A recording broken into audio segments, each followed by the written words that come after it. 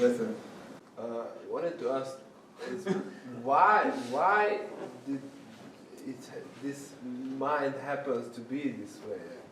Why do we need to have a solid sense of reality that is really closed?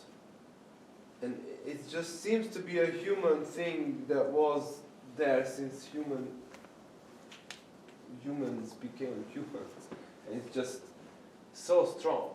And I don't understand, without this dynamic, it would be like, if we just look at human survival, it's probably way more effective.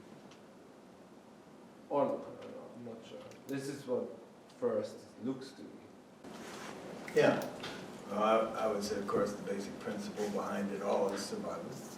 See, ergo life, and then self-survival, and the dynamics of mind feed off of that, and then the social structures, etc., feed into all that, which creates a lot of stuff. And it's very strong. I'm answering a question, or answered a question in the next newsletter from a guy in Nepal. And he's saying something like, why, I'm just going to do a short ditty here, rather than go into the whole thing, but it's like, sort of like,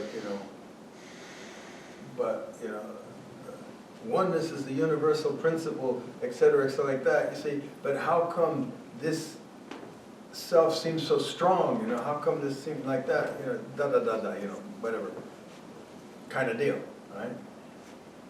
I said, because it is life, you see. You're ignoring the fact that this is what's going on. So you can say that, universal this and that, and the oneness and of all things there is no in blah zoom. You can say that, but you don't experience it. Why? Because it is life. See? That's why it's so strong. It is you. It is you living. It is you surviving and persisting. That's why it's so strong. See? It might be useful for you to grasp that, and not just stick with the oneness of all things. And then perhaps you can really get the oneness of all things. Thanks for watching. If you like this video, please consider joining a workshop. They're more powerful than you think.